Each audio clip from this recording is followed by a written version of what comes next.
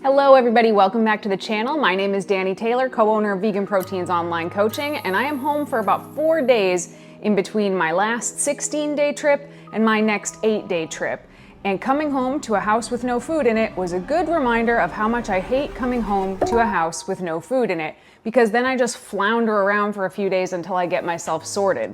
So before we go on this next trip, which is a vegan cruise to Alaska, which I plan to make a video about, so hopefully that comes out good for you guys next week. Before I head out on that trip, I figured I would make some freezer meals that I could make now, stick in the freezer so that when I come home, I have some lunches, dinners, snacks. Breakfast is easy because it's just a cereal. That's an easy one. I just gotta make sure I have it before I get home. But I wanted to make sure I had some food for myself and 𝐬𝐿𝐫𝐸 so that we can stay on track while we take the few days that it almost always takes us to like fully readjust. So if you're interested in any of the recipes in this video, by the grace of God, I've had the time to put that together in a PDF for you, and you can just go ahead and enter your email below and it'll be in your email in a few minutes. If it's not there, guys, I just ran out of time. Sorry about that. All right, let's get into it.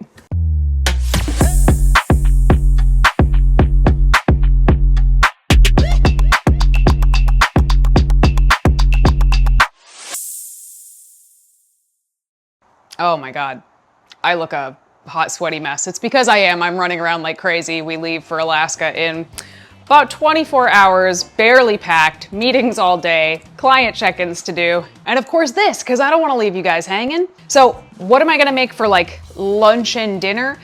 Basically soups and chilies freeze incredibly well. So I don't know if any of you guys have ever been to the Olive Garden. I actually have not ever been to the Olive Garden, but there's this soup they have called Zuppa Toscana, and maybe it's just a soup that is, you know, famous in other parts of the world, but Olive Garden soup particularly. One of my best friends, Robert's lovely wife, Karen, made this dish for us one night when we came to stay with them, and it was so good. I was like, you've got to give me the recipe. And I took this is basically her recipe. I just made it a teeny bit more macro friendly, and it is one of my favorites. It's one of my clients' favorites. I hope you guys like it. So I probably should have mentioned this at the beginning, but this is not the cheapest recipe video that I've ever made, because the grocery store that we had to stop at to get this stuff was Whole Foods, and I continue to be shocked at the prices they get away with charging. But anyway, we are gonna start with 2 packages of the field roast Italian sausages, and I am gonna cut those, each of them in half lengthwise, and then sort of slice them into half coins. And I'm gonna put those in a large stock pot over medium heat, and I'm just gonna stir those dry with a wooden spoon for probably about the next 8 minutes or so until I get some burnt little crispy bits at the bottom. Now, since part of why I'm making these recipes is to save time because I'm very short on it, I bought a pre-diced onion. So this calls for a large onion, diced, and I just bought it pre-chopped, so it cost me more money, but it saves me more time. And then likewise, I normally dice the garlic sort of by hand, but today I'm going to use 3 cloves of garlic. Some of them kind of broke up as I was taking the skin off of them, and I'm just going to press them in my garlic press. But I'm gonna set these 2 things aside for now. Now I'm gonna move on to dicing 5 potatoes with the skin on. The last video I made with potatoes, somebody was very concerned that I hadn't washed them. Do not worry, sir. These are washed. So I'm gonna dice these into about 1/2 inch cubes. And of course, if you see any of the potato pieces with little brown flecks in them, be sure to get rid of those because they are the most unpleasant thing to take a bite out of when you are not expecting it. Okay, coming back over to the pan, I'm just stirring these up a little bit and checking for the little kind of browned bits on the side. That's what we're looking for. And then I'm gonna add my onion, my garlic, stir that around, and just let that cook for about 60 seconds. You don't want it to cook much longer than that or the garlic will start to burn. And then I'm gonna add 8 cups of water, and then the correct amount of better than bouillon veggie broth, which in this instance was about a tablespoon or so, but you could also just use vegetable broth from the start, but it's about 8 cups. I'm gonna add a teaspoon of crushed red pepper flakes, stir that in, and then I'm gonna add my potato and bring this pot to a low boil for about 20 minutes until the potatoes are fork tender.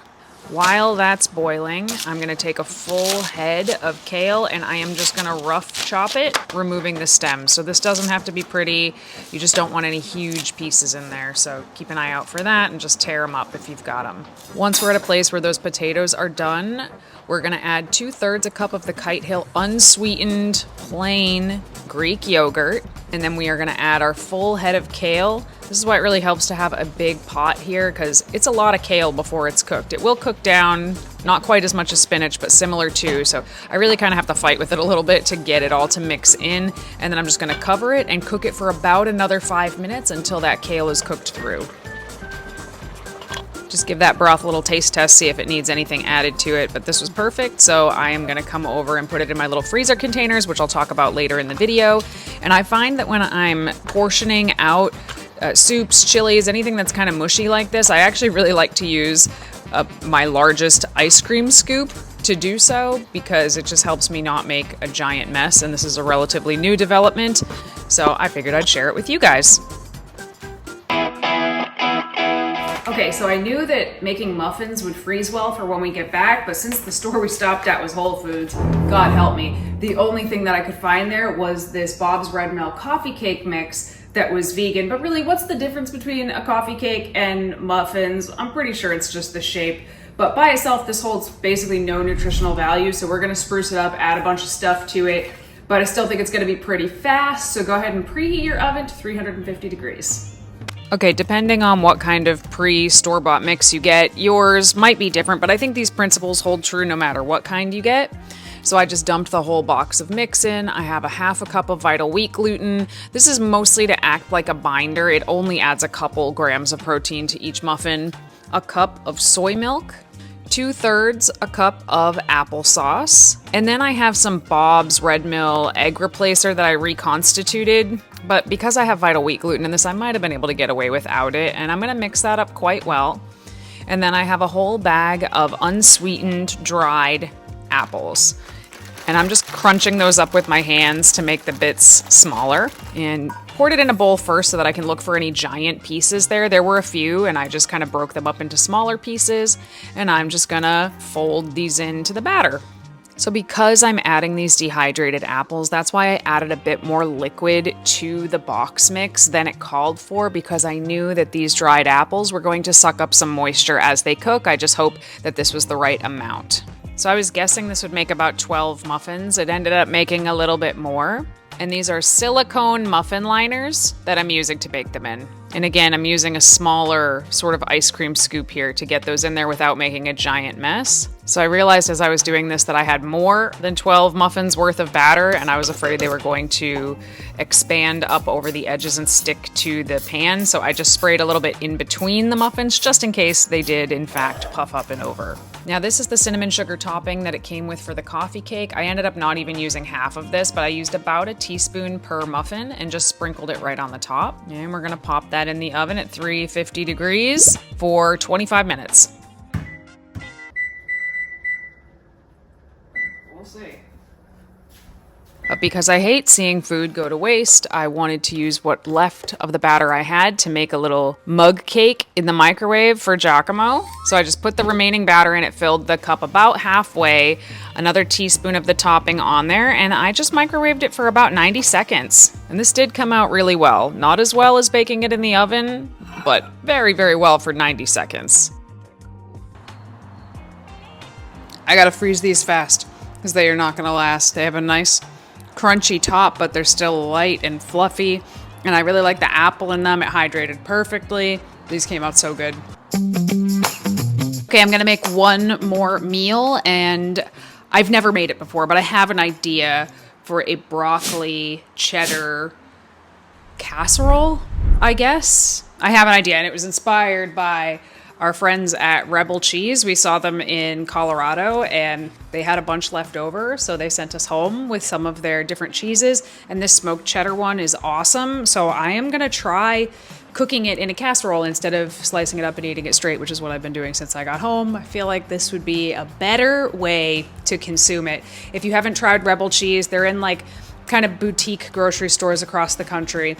It's definitely worth trying if you see it. So as I'm watching this back to make the voiceover, I did want to add that this is not sponsored in any way. They just gave me a few blocks of extra cheese, but it is just so good, and I've not seen it before that I really wanted to show it to you guys. But you could make this recipe with any kind of vegan cheese shreds that are cheddar. So I did the whole block, which came out to be 1 cup, which is exactly what I needed. So I'm going to set aside 1/4 cup of the shreds to use at the end. Now in that same large stock pot that I cooked the Zuppa Toscana in, I'm gonna put 1 quart of mushroom broth that I bought pre-made. Again, you could use your own, but I am desperately trying to save some time here. I'm adding 1 cup of textured vegetable protein, the remaining 3/4 cup of the Rebel smoked cheddar cheese, 1 cup of the 𝐬𝐻𝐫𝐿 unsweetened plain Greek yogurt, 1 cup of nutritional yeast. While this is cooking, I remembered to preheat the oven. 350 degrees. I'm gonna add 1 teaspoon of salt and pepper each. And then, keeping an eye on this, I'm gonna bring this mixture to a boil. You can see it exploding and getting ready to hit my camera. And I'm gonna add 2 10-ounce bags of frozen broccoli florets. If you want this to cook a little bit faster, you can let this fully thaw before you add them, but again, I just did not have time to wait for them to thaw. Once those are in there, I'm gonna re-bring this back to a boil, and then I'm gonna portion it out into my containers to bake the individual servings of casserole in. You could just do this in a large container and not pre-portion it, but just trying to save myself time now and when I get home. So you could do this in like mini bread loaf pan as well if you don't have these kind of silicone pans. And then I'm taking the Rebel cheese that I set aside in the beginning and I'm just sprinkling it on top of each of them. These shreds did not melt in the oven, so they don't look melted when they come out, but I'm telling you, it does not matter because they are so stinking flavorful. It's not even funny. This might be my favorite vegan cheese I've ever had. So then I'm gonna bake this for a half an hour.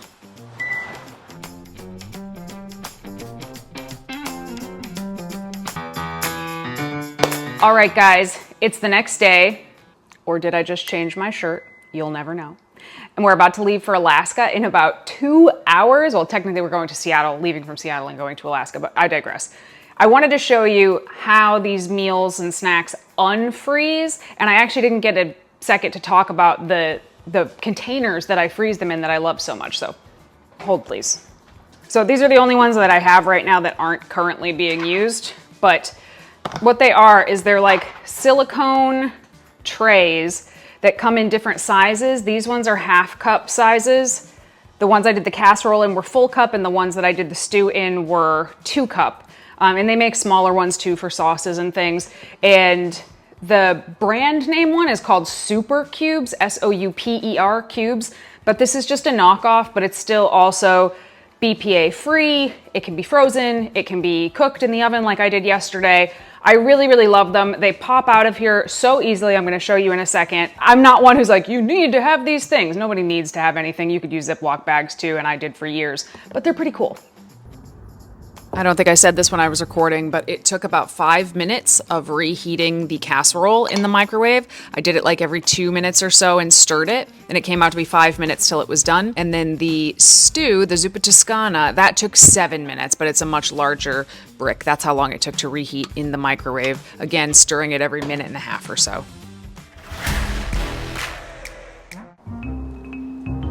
What we got? You sit there, because you're a lefty. Yeah. All right, we need the ultimate taste tester. Now, he ate like 2 of these yesterday, but he ate the mug cake and 1 of them. But they hadn't been frozen yet, so let's test them after they've been frozen and hopefully thawed. I like stuff better frozen.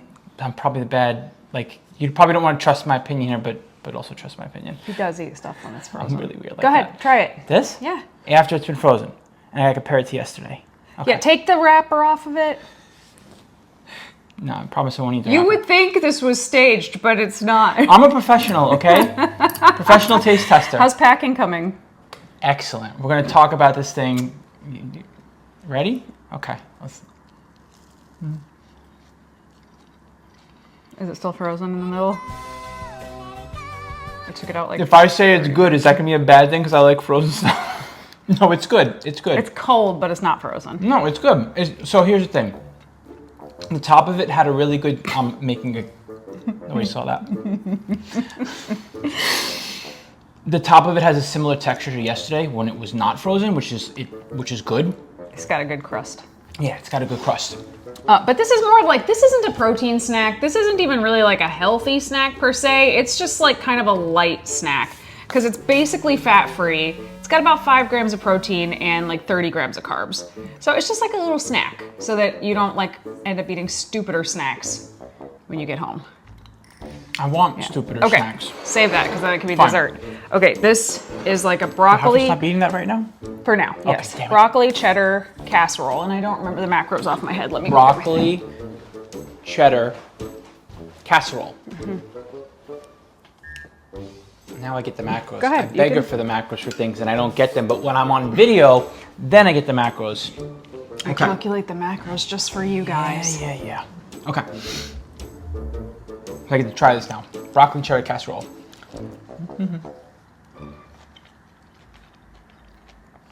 This is like top notch. That was good. I used a whole block of the rebel cheese in the... That's what's going on. That's why it's so good. good. I was like, how is she just using nutritional yeast? That's how clueless I am. There is nooch in it, but there's also an entire block of... I'm like, what's going on? Why is it just like so ridiculously cheesy? So this one is 200 calories, 24 carbs, 7.4 fat, and 17 protein. That's not bad considering it tastes that cheesy. It's only got about 7. That's more of a side dish at 200 calories, but you could have 2 of them, and then that would be 400 calories and 34 grams of protein. 5 of them and have like a double dinner for breakfast on a Saturday morning. I'm down. You good? I haven't tried it. Go ahead. Actually. Seriously? Yeah. How?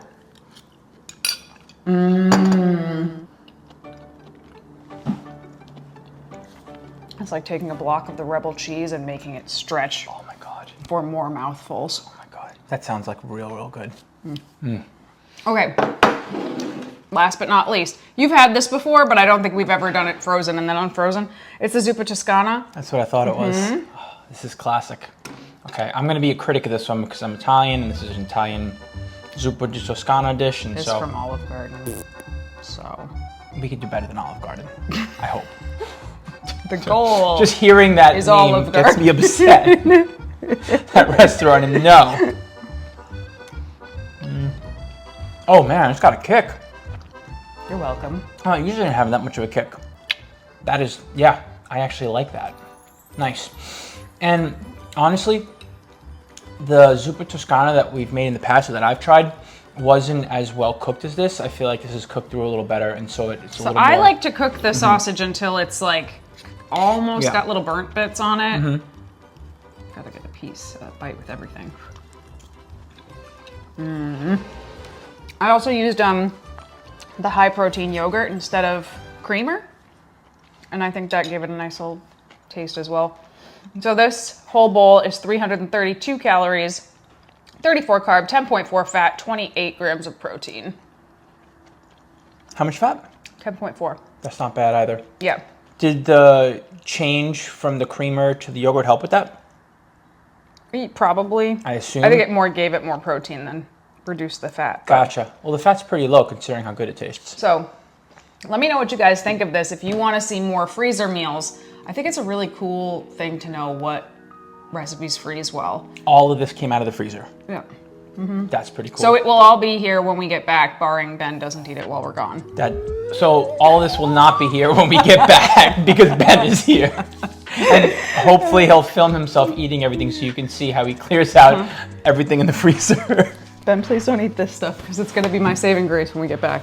He's not going to watch us and then we get to yell at him because he's going to Well, you know what? This doesn't come out till after we get back, so I'm just going to have to tell him. Anyway, if you guys like this video, be sure to hit subscribe because we do put out videos every single week where we do tips, tricks, recipes, meal plans, and educational videos about health and fitness. And if you're a vegan who's looking to improve your physique, that's what we do here at Vegan Proteins. We coach vegan athletes to get in the best shape of their life. That's what we've been doing since 2008. We've helped over 2,500 vegans so far. If you're interested in filling out an assessment, it's down below. Fill it out and one of us will get back to you, probably him, within a business day.